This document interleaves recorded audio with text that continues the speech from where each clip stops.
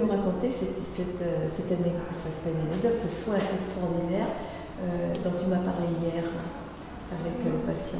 Oui, donc du coup, je revenais de formation et il fallait que je fasse un soin d'escarre sur les talons, sur les 2 talons d'un patient. Et il fallait qu'il y ait une détertion mécanique assez importante. Donc déjà le patient, j'avais choisi de l'installer à plat ventre. Il pouvait être installé à plat ventre, donc je l'ai installé à plat ventre et en position confortable, le plus confortable possible pour faire le soin. Et là, donc, je l'ai invité à aller vers un endroit qui lui plaisait, qui pouvait lui apporter du bien-être ou être ailleurs que là au moment du soin. Et donc ce patient me dit qu'il voulait aller dans une fontaine de jouvence. Alors, là, la fontaine de jouvence, je la voyais pas trop moi-même, et du coup, j'ai commencé à lui parler. Je lui ai demandé comment il voyait la fontaine, de quelle couleur il voyait la fontaine de jouvence. Et alors il me dit un bleu. Et là je lui dis un bleu curaçao. Et alors ah oui, un bleu curaçao ou un vert Isara. Et on est parti, du coup, je lui ai dit, mais alors c'est pas une fontaine de jouvence, c'est un bar à cocktail de jouvence. Et on est parti pendant tout le soin dans un bar à cocktail de jouvence. Et le soin s'est très bien passé, j'ai pu faire ce que j'avais à faire, et lui, il a eu un vécu du soin super. À la fin du soin, quand j'étais en train de lui mettre le bandage sur les pieds, donc je lui maintenais les pieds et en fait lui-même il levait les pieds. Alors je lui demandais, parce que j'étais un peu étonnée en même temps, donc je lui demandais de revenir avec les pieds plus vers le sol. Et une fois que j'ai eu tout fini, que je lui ai dit qu'il pouvait revenir maintenant dans la chambre, il me dit super, je vous donne une note de 18 ou 20. Et puis il me dit, mais qu'est-ce que vous m'avez fait? Qu'est-ce que vous m'avez fait? C'était super, j'avais l'impression que j'avais des chaussettes, que c'était chaud, que j'étais bien. Et, voilà. Et donc du coup, c'était super, quoi. Vraiment une expérience. Je pensais pas que j'étais capable de faire ça, de l'amener à faire ça, quoi. Vraiment un très bon retour de la formation. Voilà.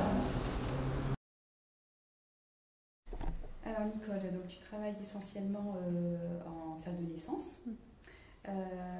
Qu'est-ce qui t'a motivée pour faire cette formation? C'est pour apprendre une nouvelle approche au niveau de la communication des patientes, qui est toujours très enrichissante, puisque on a une approche individuelle, personnelle, qui est plus ou moins innée, mais je pense que c'est toujours intéressant d'apprendre des choses, des nouvelles techniques de communication qui sont très constructives et qui aident bien les patientes, surtout dans la prise en charge de la douleur au niveau obstétrique. Qu'est-ce que tu dirais que tu as modifié essentiellement dans ton travail au quotidien depuis que tu as eu la formation? Je pense que j'ai changé sur les mots et l'attitude par rapport à la relation des patientes, pour essayer d'avoir un changement de comportement et plutôt trouver une certaine symbiose de relations entre soignants et soignés. D'accord. Et est-ce que tu aurais une histoire à nous raconter avec une de tes patientes où tu as pu effectivement mettre en application ce que tu as appris? Alors là, c'est dans le cas d'un cas clinique d'une dame qui a été déclenchée sous prostine, dont la collègue prenait en charge cette patiente. Je me suis proposée pour une aide au niveau de la prise en charge de la douleur, parce qu'une fois que cette technique de déclenchement s'est mise en fonctionnement, la personne a eu des contractions hyper douloureuses et concentrées, de façon très très intense. Donc ma collègue m'a demandé de l'aider au niveau de l'approche hypnotique, et cette personne a bénéficié d'une petite séance en attente d'une pose de péridurale. Suite à la péridurale, cette femme a été exposée avec un trouble du rythme au niveau du bébé, dont nous avons procédé à une césarienne en urgence, ce qu'on appelle le code rouge, puisqu'il y avait un problème vital chez le bébé. La césarienne s'est bien passée, elle s'est faite sous anesthésie péridurale, l'enfant va bien. Après, je me suis renseignée auprès du confort et de comment elle avait vécu cet accouchement et cette césarienne qui n'était pas du tout programmée en extrême urgence.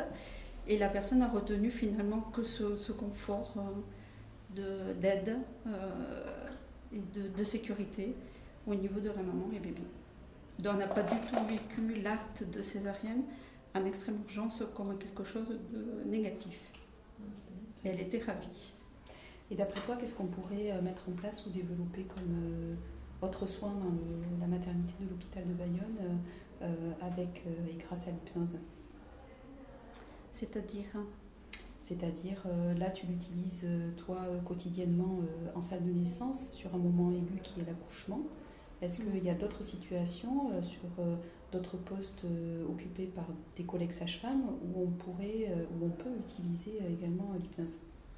Ce qui serait intéressant, parce que là c'est d'ordre individuel, mais c'est de l'améliorer au niveau d'une équipe et dès le départ au niveau de la prise en charge des femmes enceintes, c'est-à-dire tout le secteur consultation, les sages-femmes, ça peut être aussi les médecins, enfin, tous les acteurs de l'acte de naissance qui pourraient intégrer cette aide dès le départ pour avoir des résultats au niveau de la salle d'accouchement très bénéfiques pour les patientes. Plus le travail est fait en amont et plus le résultat, je pense, est excellent. C'est-à-dire une vraie préparation à l'accouchement Il y a le secteur préparation à l'accouchement et aussi le secteur des consultations, de la prise en charge obstétricale. D'accord. Est-ce que c'est une formation que tu conseillerais à tes collègues? Complètement, puisque je suis assez subjuguée par le peu d'expérience que j'ai fait là, depuis 2 à 3 mois, par les résultats qui sont extraordinaires, au niveau du vécu des patientes. Et du tien? Et le mien aussi. Très bien, merci. Dis-moi David, qu'est-ce qui t'a motivé à faire cette formation? Alors, ce qui m'a motivé dans cette formation, c'est de voir des collègues l'utiliser et de voir l'apport que ça pouvait amener en termes de prise en charge des patients, dans le fait de pouvoir les rassurer lorsqu'ils étaient dans un service qui leur est quand même malgré tout hostile, et dans l'apport en termes de soulagement au niveau de la douleur. D'accord. Et donc toi qui travailles aux urgences adultes et au SAMU, est-ce que dans ta pratique, tu penses que c'est une technique qui peut se mettre en place rapidement dans l'urgence et qui effectivement est tout à fait possible dans une pratique d'urgence? Absolument, c'est en suivant dès la première session, on apprend des techniques qui peuvent être utilisées immédiatement, aussi bien, je dirais, en régulation qu'aux urgences, quels que soient les flux, que ce soit sur des prises en charge de patients assez longs, sur des gestes techniques très courts, ou par rapport aussi aux familles, une façon de communiquer, une façon d'appréhender le patient qui est différente. D'accord. Donc tu parlais de la régulation, comment tu l'utilises par exemple en régulation? C'est les techniques de pacing respiratoire par exemple, ou le pacing inversé justement en ayant un ton beaucoup plus calme qui apaise en fait la personne qui est en face. Ça permet effectivement d'améliorer ces techniques de communication et de faire preuve de plus d'empathie, de ratifier enfin, tous ces mots qu'on apprend. Ce sont des techniques qu'on utilise dans différents domaines, et y compris quand on n'a pas le patient directement en face de soi. D'accord. Et est-ce que tu as eu l'occasion de l'utiliser chez des patients, par exemple, où le verbal n'était pas possible, comme des patients âgés déments ou inaccessibles au langage, par exemple? Pas forcément des techniques d'hypnose, c'est plus des techniques dans le contact, mais des choses qu'on utilisait déjà, effectivement. Croiser le regard, essayer d'apaiser un petit peu les gens. Effectivement, poser la main sur une épaule, c'est du contact, mais c'est pas forcément des techniques d'hypnose à proprement parler ou des choses que j'ai forcément appris là sur cette session-là. C'est pas ça que j'attendais le plus. D'accord. D'accord. Et sur des pratiques comme j'entends souvent les urgentistes dire que c'est génial pour la réduire une luxation d'épaule, par exemple. Oui. Alors il y a effectivement les 2 techniques. La technique que j'utilisais avant la formation, qui était le fait d'expliquer beaucoup de choses aux gens, leur montrer les radios et tout ça. Pour certaines personnes, je pense que je vais garder quand même cette méthode-là, des personnes très pragmatiques qui ont besoin de tout comprendre. Mais à côté de ça, effectivement, il y a toutes les autres techniques où on va les distraire, où on va utiliser les techniques qu'on a apprises là, sur cette session et qui permettent d'avoir des résultats qui sont surprenants et ce qui permet surtout de diminuer très nettement, voire même des fois de se passer des traitements autres antalgiques. Et quel est le retour que tu as des patients? Ils sont ravis. Ils sont ravis et la plupart du temps ils nous remercient ou nous font un grand sourire et on comprend effectivement qu'ils ont totalement adhéré à cette prise en charge un petit peu nouvelle. Très bien, merci. Merci.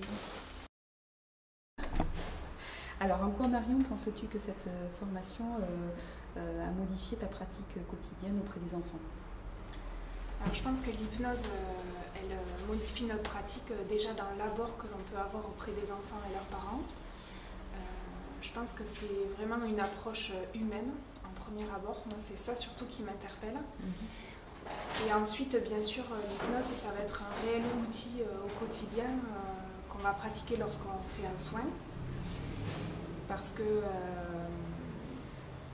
grâce à l'enfant et à son imagination mélangée à la nôtre, je pense qu'on peut le distraire et l'amener à penser à autre chose, à être ailleurs, et du coup faciliter le soin qui parfois peut être douloureux ou difficile.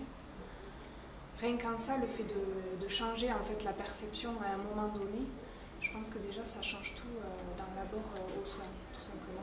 Et est-ce que tu penses que ça peut aider les parents aussi, des enfants? Ça c'est certain parce que la plupart du temps ça les surprend un peu. Et puis parce qu'aussi ça peut aussi les faire participer dans le soin et du coup calmer leur angoisse par moment qui peut prendre beaucoup d'espace. Et grâce à ça, du coup, ça les fait se recentrer sur l'enfant ou sur une chanson, un jeu. Et du coup aussi ça apaise et grâce à ça, ça permet aussi d'apaiser l'enfant lui-même.